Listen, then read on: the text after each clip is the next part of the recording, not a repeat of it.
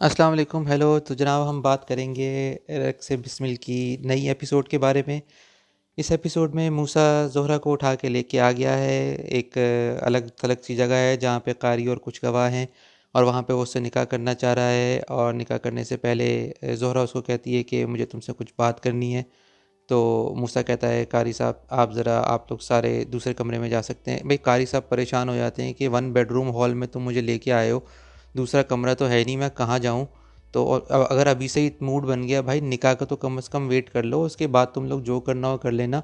लेकिन मूसा फिर भी बोलता है, कारी साहब आई इंसिस्ट, आप लोग प्लीज़ चले जाएँ। तो कारी साहब बेचारे परेशान होकर गवाहों के साथ बाहर चले जाते हैं। और बाहर जाने से पहले कारी साहब और जितने भी गवाह और होते हैं वो सब ये बोलते हैं कि भाई ज़रा ध्यान से, ज़रा इत्मीनान से, यानी उनको मूसा की नीयत बहुत ज़्यादा ख़राब लग रही होती है।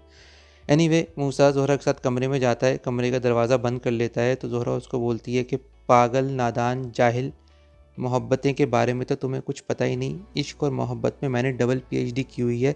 आओ पहले मैं तुम्हें वो पढ़ा दूँ और उसको पढ़ने के बाद ही तुम कुछ फ़ैसला करना। तो जनाब सारी कोर्स की किताबें वो मंगवाती है, नर्सरी से लेकर डबल पीएचडी तक की उसको सारी की सारी इश्क और मोहब्बत के लेक्चर्स देती है। लेक्चर सुनते सुनते मूसा, जो कि पहले लोहे की तरह कड़क बन रहा होता है, वो बिल्कुल आलू वाली शक्ल वाला एक नरम सा आदमी बन जाता है। और सारे के सारे लेक्चर सुनने के बाद वो अपने आलू वाली शक्ल के साथ ये डिसाइड करता है कि भाई मैं तुम्हें जो हूँ घर वापस छोड़ आता हूँ। घर वापस छोड़ जाता है वो ज़ोहरा को। उसके बाद वो वापस अपने घर आता है। तो उसका बाप, जो कि गुरुकुल के प्रिंसिपल की तरह एक बहुत ही इंतहाई कड़क इंसान है, जिसकी ज़िंदगी का मकसद सिर्फ़ और सिर्फ चीखना और चिल्लाना है, और एक सीरियस मुंह बना के, एक फिटे मुंह सा मुंह बना के पूरे घर में फिरना है। वो उसको बोलता है कि तुम थे कहाँ, कहाँ थे तुम। मूसा उसको बताता है कि अभी लड़की वड़की उठा के ले गया था मैं, फुल टाइट प्रोग्राम था मेरा। तो उसका बाप उसको तंजिया बोलता है, ओहो, अगर तुम लड़की लेके गए थे तो इतनी जल्दी कैसे आ गए, कोई टाइमिंग वाइमिंग का मसला तो नहीं चल रहा तुम्हारा।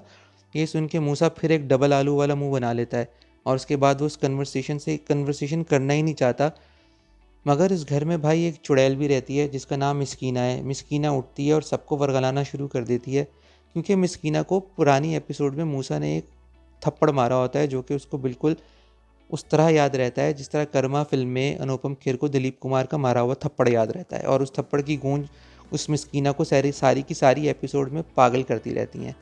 यानी वो मिस्कीना उठती है और उसकी बोलती है कि भाई ये तो इसने सारे ख़ानदान का मुंह काला कर दिया, मिट्टी में मिला दिया। तुम लोग सैयद ज़ादे हो और तुम लोगों की ये गद्दी वद्दी ये सब टोपी ड्रामे चल रहे हैं, तो इसका करना क्या है। इसने जो थप्पड़ मारा है तुम सबके मुंह पे, उसको रिटर्न कैसे करना है, कोई इंतज़ाम बताओ।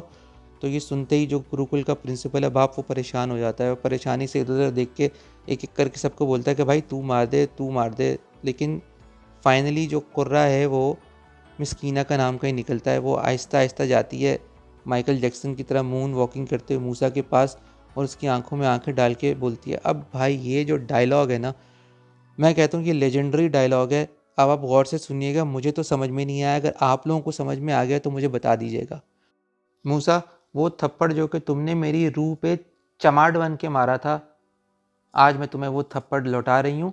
इसको महसूस कीजिएगा, इससे लुत्फ़अंदोज़ होइएगा, और उसके बाद मुझे फ़ीडबैक दीजिएगा कि ये चमाट आपको कैसा लगा। अरे भाई ये किस किस्म का डायलॉग है, ये राइटर क्या टुन हो गया था ये लिखते लिखते, मुझे तो समझ में नहीं आई। एनीवे वो उसको रख के एक चमाट मारती है, जिससे मूसा का मुंह जो है ना वो डबल सूज जाता है, और उसी सूजे हुए मुंह के साथ वो पतली गली से निकल लेता है शर्मिंदगी से उस कमरे से। तो भाई नेक्स्ट सीन दिखाते हैं कि इस पूरे ड्रामे में एक और कैरेक्टर भी है, नामुराद का। नामुराद जो है वो एक नाकाम आशिक है, और जिस तरह ज़ोहरा एक फ़ीमेल टीचर है इस इश्क और मोहब्बत की, इसी तरह इस ड्रामे में एक मेल टीचर नामुराद है। नामुराद जो है वो ज़ोहरा की तरह डबल पीएचडी नहीं है, वो सिर्फ मैट्रिक पास है। वो स्टूडेंट नहीं होते वो जो पहली जमात में 4 साल फेल होते हैं, दूसरी जमात में भी 4 साल फेल होते हैं, तीसरी में भी। तो इस तरह बहुत ज़्यादा फेल होने के बाद वो सिर्फ मैट्रिक तक ही इश्क और मोहब्बत की तालीम हासिल कर चुकी उसने, और उसके बाद उसने एक पान का खोखा लगा लिया। वो उसी में खुश है, वो बावला सा है, वो इस तरह मुस्कुराता भी रहता है बगैर किसी वजह के। एनीवे आखिरी सीन ये है कि भाई मूसा उससे आके मिलता है। मूसा का स्टेटस भी गिर चुका है, वो शाहजी से उसकी पगड़ी वगड़ी उतार दी है उसके अब्बा मियाँ ने, और वो शाहजी की कैटेगरी से नीचे आके वो पान वान और थड़े के कैरेक्टर पे आ चुका है।